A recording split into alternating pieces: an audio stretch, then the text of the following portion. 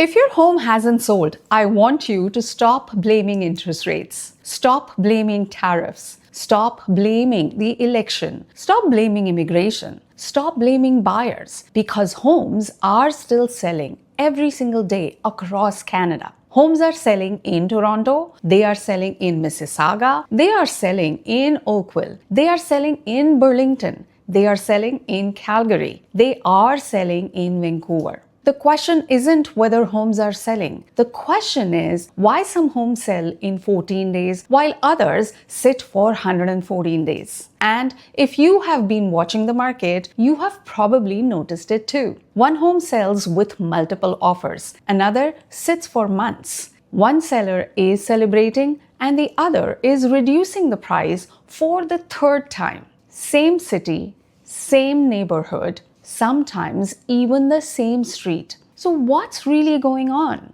After helping buyers and sellers navigate changing markets, I have learned something that many homeowners don't want to hear. Most homes don't fail because of the market. They fail because the seller is solving the wrong problem. And today I am going to walk you through the 3 biggest reasons Canadian homes are not selling in 2026. Because if you are thinking about selling this year, this could save you months of frustration and potentially tens of thousands of dollars. Let's start with something that might surprise you. The market isn't frozen. I know that sounds strange because everywhere you look, people are talking about uncertainty. We are hearing about recession concerns. We are hearing about tariffs. We are hearing about job losses. We are hearing about artificial intelligence replacing jobs. We are hearing about slow immigration. We are hearing about affordability challenges. And yes, all of those things matter. But if the market was truly frozen, nothing would be selling. That's not what's happening.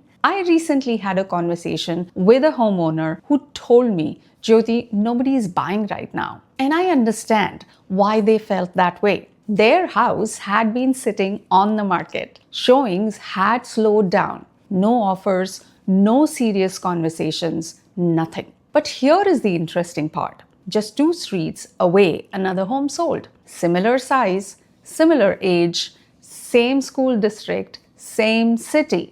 Same market conditions.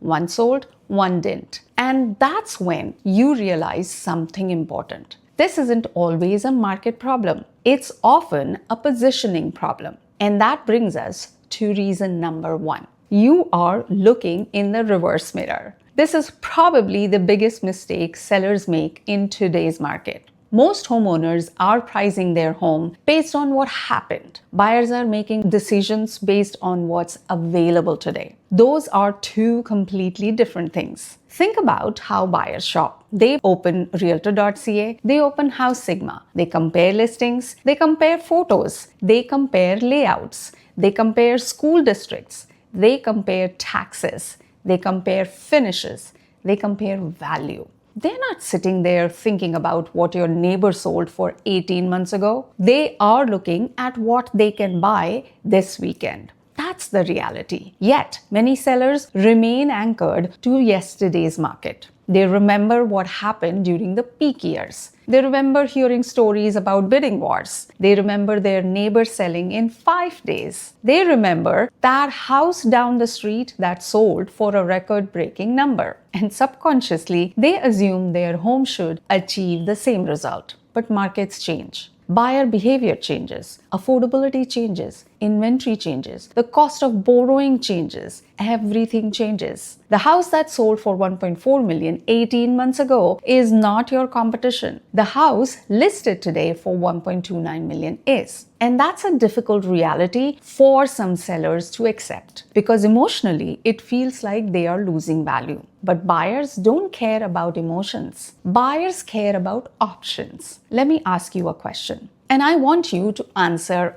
honestly. If you were shopping for a home today and you saw your own house listed at the price you were asking, would you buy it or would you choose another property? Take a moment and think about that, because buyers are asking themselves that exact question every single day. And if the answer is no, you've already identified the problem. Now let's move on to reason number 2. Buyers have become ruthless, not frozen, not scared, ruthless. And I mean that in the most respectful way possible. Today's buyers are more informed than buyers have ever been. Think about what they have access to. They have access to price history, market statistics, comparable sales, school rankings, walk scores, transit information, crime data, future developments, mortgage calculators, artificial intelligence tools, everything. A buyer can spend an entire evening researching your property before they ever book a showing. And because they have so much information, they are becoming extremely selective. In 2021, buyers had to settle. Inventory was low, competition was intense. People waived conditions.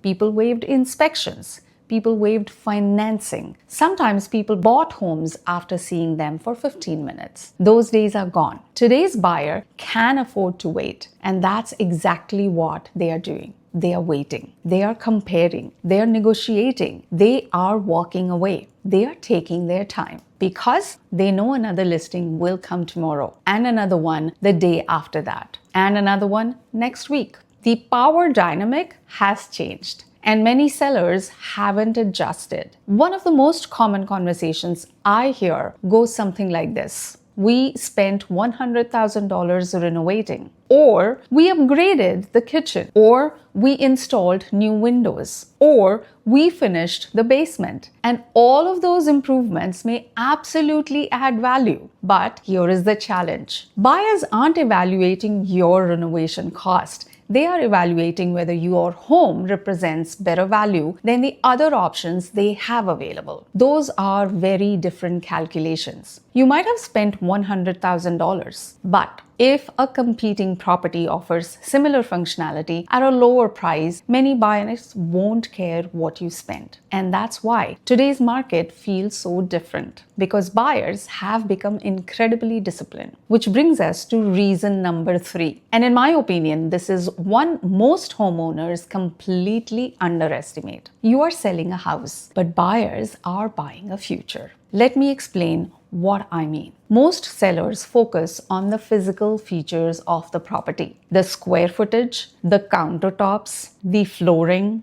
the appliances, the paint color, the upgrades, the mechanics. And yes, those things do matter. But that's not what drives the decisions. People buy with emotion and justify with logic. A buyer walks into a home and within seconds, something begins happening. They start imagining their life there. They imagine Christmas dinner. They imagine birthday parties. They imagine family movie nights. They imagine their children running down the hallway. They imagine summer barbecues. They imagine themselves living there, or they don't. And if they don't make that emotional connection, the showing is usually over before it really begins. And that's why presentation matters. And that's why staging matters. That's why photography matters. That's why curb appeal matters. And that's why smell matters. That's why lighting matters. Because buyers aren't just evaluating a property. They are evaluating a future version of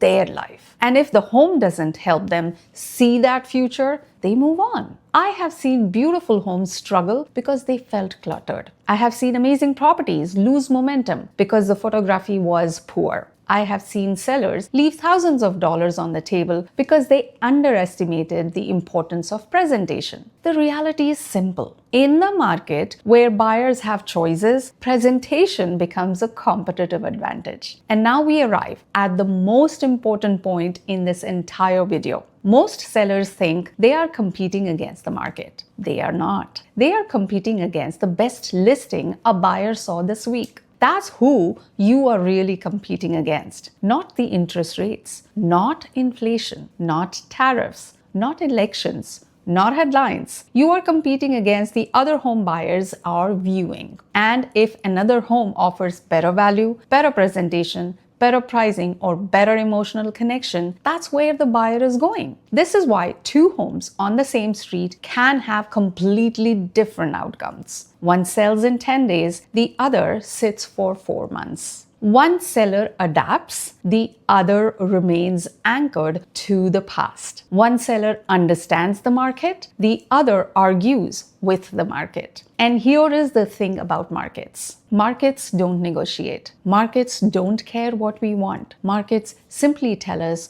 what buyers are willing to pay. So if your home isn't selling right now, I want you to ask yourself 3 questions. Number 1, am I comparing myself to active competition or old sales? Number 2, would I honestly buy my own home at this price if I were a buyer today? And number 3, have I created an experience that allows buyers to emotionally connect with the property? Because homes are still selling every single day. The sellers who succeed in 2026 are not necessarily the ones with the nicest homes. They are not necessarily the ones with the biggest renovations. And they are not necessarily the ones with the most confidence. They are the ones who adapt fastest, the ones who understand today's buyers, the ones who understand today's market, and the ones who position themselves accordingly. Now I want to hear from you. What do you think the biggest reason homes aren't selling right now? Is it pricing? Is it inventory? Is it buyer confidence? Or is it sellers refusing to adapt to the market we are actually in? Let me know in the comments. And if you are thinking about buying, selling, or simply trying to make sense of today's market, make sure you subscribe, because every week we break down the trends, strategies,